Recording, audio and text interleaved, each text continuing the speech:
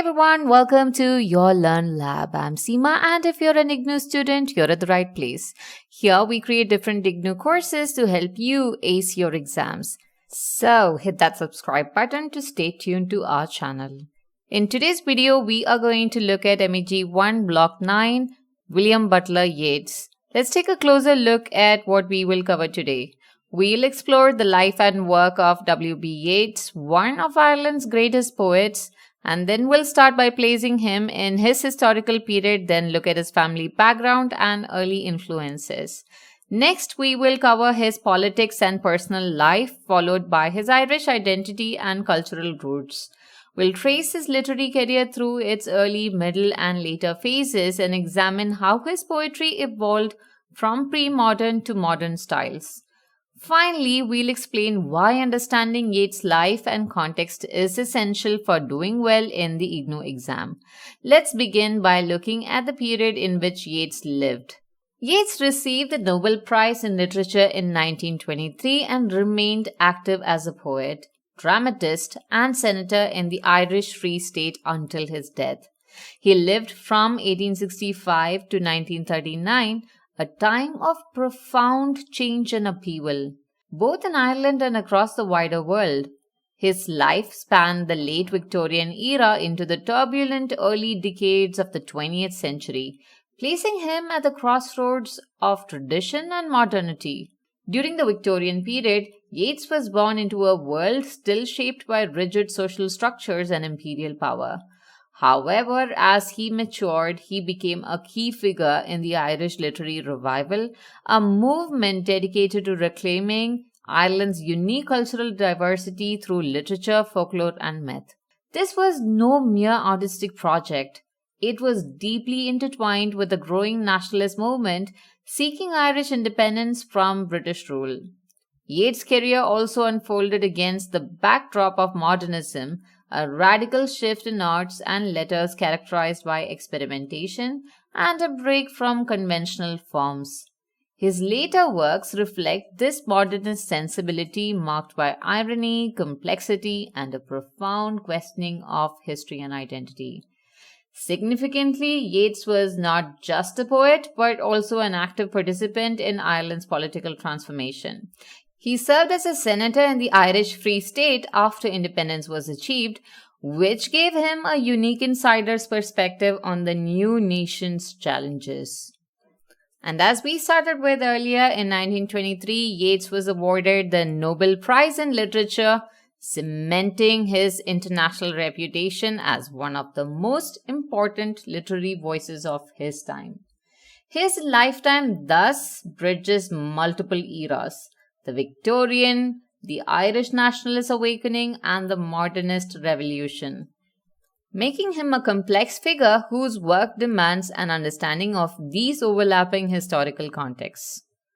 As we move on from Yeats' brief historical period to his personal world, it's very important to understand the rich and complex family background that shaped him from the very beginning.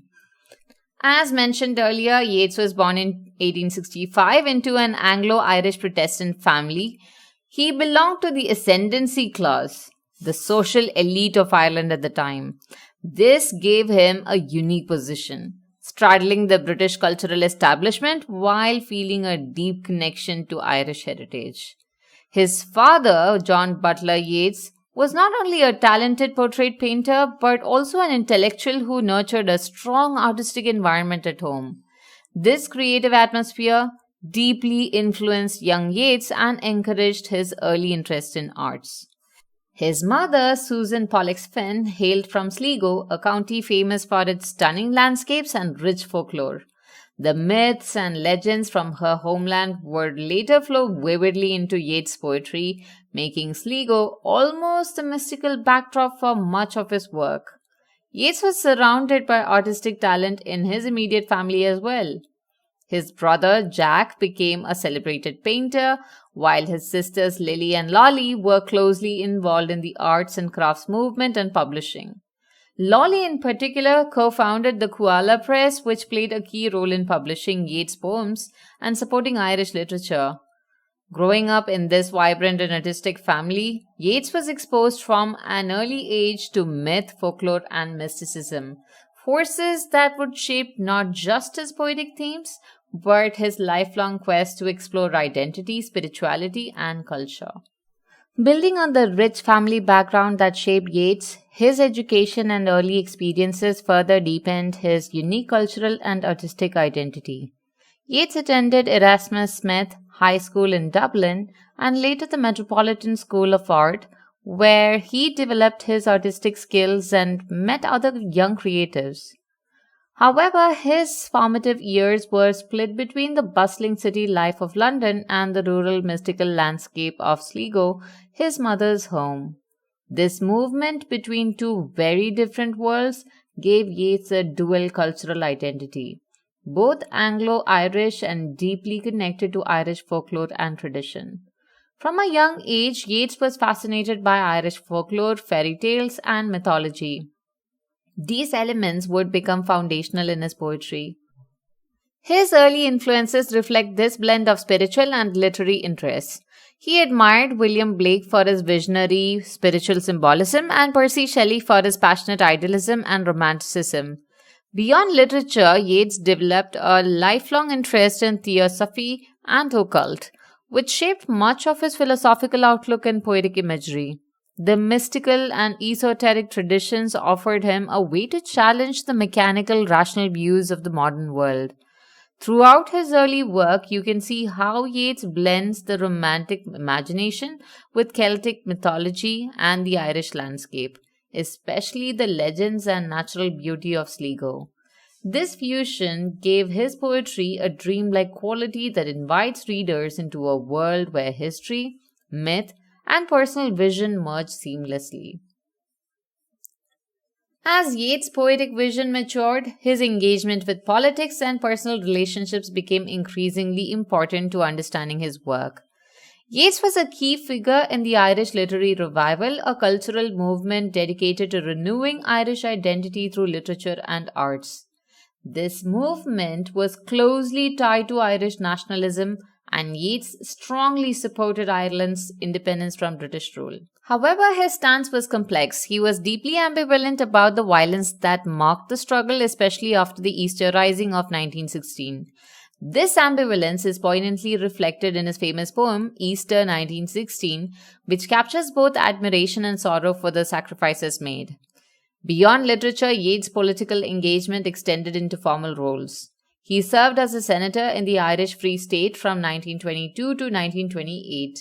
This political experience gave him first-hand insight into the challenges of nation building, which influenced his later poetry's themes of history, power, and identity. On a more personal level, Yeats' emotional life was deeply intertwined with his poetic imagination. His unrequited love for Maud Gonne, a passionate Irish nationalist and activist, infused his poetry with intense emotion and rich symbolism. This love was both a source of inspiration and personal gain. Later, Yeats married Georgia Hyde Lees, whose interest in mysticism and automatic writing led to a unique collaboration. Together, they developed the philosophical system expressed in his work, a vision, which shaped much of his later poetry. Throughout, Yeats' personal relationships reflect a constant tension between romantic idealism and the harsh realities of life. This dynamic lies at the heart of much of his poetic exploration. To truly understand Yeats' poetry, it's really essential to grasp the complexity of his Irish identity. As we've mentioned earlier, he was born into an Anglo-Irish Protestant ascendancy family. He occupied a unique and sometimes contradictory position within Irish society. He was both an insider as well as an outsider, part of the ruling class historically associated with the British governance, yet deeply committed to the revival and celebration of Irish culture. This dual identity gave Yeats a rich, nuanced perspective that fueled much of his poetic exploration. He wrestled with questions of belonging, loyalty, and heritage throughout his life and work. His poetry often reflects this tension as he sought to reconcile his background with the urgent nationalist cause that shaped Ireland's path to independence. Central to this exploration was Yeats' passionate use of myth, folklore, and Celtic legend, and by drawing on Ireland's ancient stories and symbols, Yeats aimed to revive Irish cultural pride and resist the dominant British colonial narrative. His poems frequently blend real historical events with mythical elements, layering meaning and deepening the sense of Irish identity. This weaving of history and myth created a poetic vision that was not just a celebration of Ireland's past, but also a powerful political and cultural statement. It challenged readers to see Ireland not just as a political entity, but as a living, breathing culture with its own unique spirit and destiny. As we move into Yeats' literary career, it helps to divide his work into three distinct phases that reflect his evolving style, themes, and political engagement. In his early phase during the 1880s and 1890s, Yeats was deeply influenced by Romanticism, Irish folklore, and mysticism. This period includes his notable work, The Wanderings of Oisin, published in 1889, which vividly reflects Celtic myths and legends. He was also a key figure in the Celtic Revival, a movement which was aimed at restoring Irish cultural pride, and co-founded the Abbey Theatre in 1904, which became a central hub for Irish literary and dramatic arts. Moving on to the middle phase, this spanned the early 1900s to 1910s. Yeats' poetry shifted towards symbolism, personal mythology, and political themes. His close relationship with Maud Gonne, as we told earlier, a fervent Irish nationalist, influenced his writing. Key works from this period like The Seven Birds, The Green Helmet, and Responsibilities reflect both personal emotion and the turbulent political atmosphere in Ireland. In the later phase, from the 1920s until his death in 1939, Yeats adopted a more modernist and often ironic tone. His poetry grew self-reflective, grappling with themes of aging, violence, history, and spirituality. This period produced major collections such as The Tower, 1928, The Winding Stair, 1933. In 1923, Yeats was awarded the Nobel Peace Prize, which we saw earlier in literature, recognizing his outstanding contribution to poetry. Yeats' legacy lies in his ability to bridge the gap between Romanticism and modernism, combining his Irish identity, mysticism, and political consciousness in his poetry. He remains one of the most influential poets of the 20th century, whose work continues to inspire readers and scholars worldwide. At the heart of his poetic career lies a core dialectic, a lifelong tension between flesh and spirit, reality and imagination.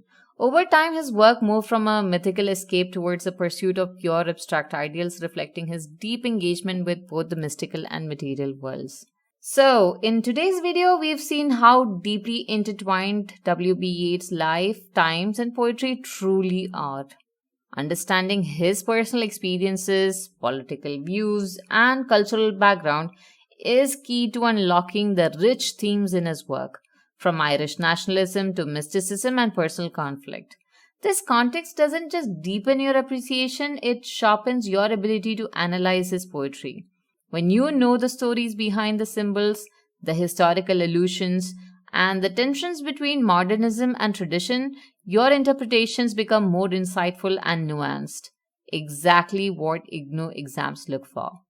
Moreover, this knowledge strengthens your exam answers by allowing you to connect biography, history, and literary techniques, seamlessly making your responses more coherent and layered. Finally, being well versed in Yeats' life and literary evolution prepares you to confidently handle application-type questions on his role in Irish literature and his lasting impact on modern poetry. In short, Yeats' poetry is never just words on a page. It's a vibrant dialogue between life, history, and imagination, and knowing that dialogue makes all the difference. And that's a wrap for this video. If you like this video, please make sure you like, share, and subscribe to stay tuned to our channel. Until next time, happy learning.